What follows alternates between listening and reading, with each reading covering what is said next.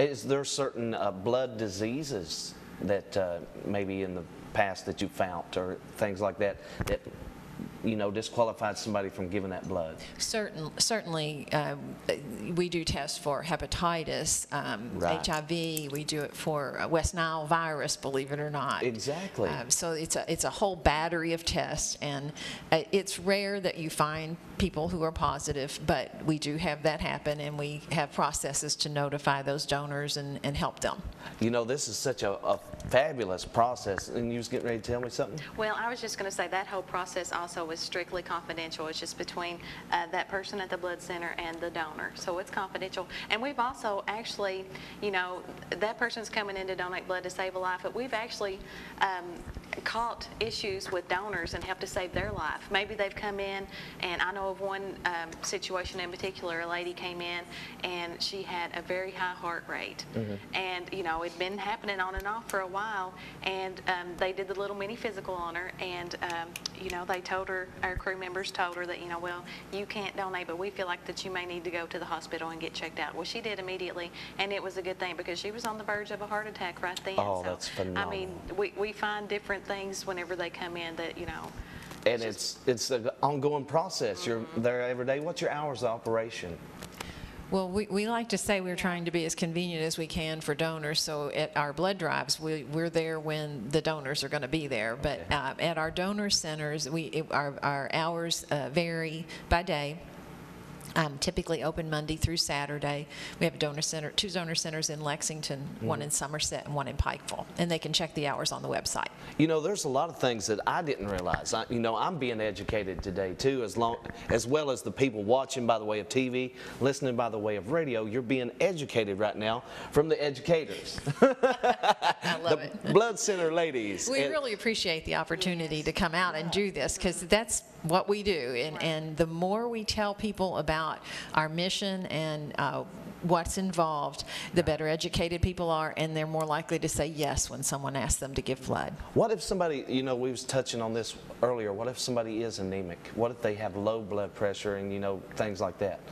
We have thresholds that can't be exceeded. So if someone came in and we found that through their finger stick that they were anemic, right, we would give them some advice about diet to help them, depending on how low it is. There have been situations where it was so low we said maybe you ought to see your doctor and be treated. But we will let them know what they're deferred for and give them some advice. And there are some people that faint at the sight of blood. It's just a common fact. How do you work with that? Well, if that's something that they can't get over, but they still want to help, we just encourage them, to maybe recruit another donor to come in and take their place, or help us get the word out about our community drives coming up, because they want to help too. But some people just can't really get over that. Exactly. I like to tell people, just don't look. If you don't like the sight of blood, just don't look. Yeah. I tend to give this way, myself. Yeah. That is so good. And when you're donating, what I do, I try to just, pretend like I'm at the beach or something like that. You feel the little stick, and then once that's over with, 5 minutes you're laying there relaxing at the beach, Now, how does that work?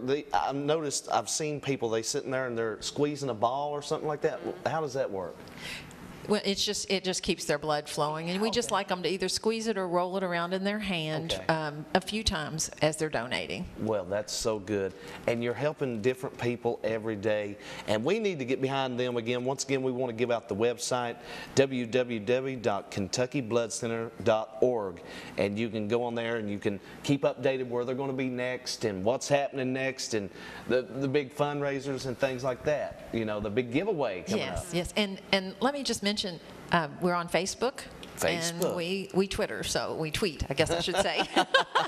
So you can follow us both on Twitter and on Facebook, and also Google Plus now. So. All right. What's some phone numbers, like if they want to call the office or call the local office or anything like that? We have an 800 number. That's the best route to go. It's 800-775-2522. 2522. Oh, that's so wonderful. We need to get behind organizations that are helping save lives, touch lives, encourage people. This is an ongoing thing. I'm sure that Yunus is planning months ahead of different things. You know, you just can't just sit idle because you got to be busy. We've got to be prepared for whatever's coming. Exactly, and you never know what's coming. You know, tragedies strike and they strike quick, you know, but you all are there and you all are helping people. So, oh, I just commend your work, what you're doing. And any more thoughts on, you know, this event's coming up? When was the date on that again?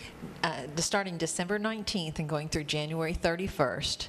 So any donor that donates at any of our donor centers or at any of our blood drives during that time, when they register, they'll be automatically entered into the drawing. That is wonderful, wonderful.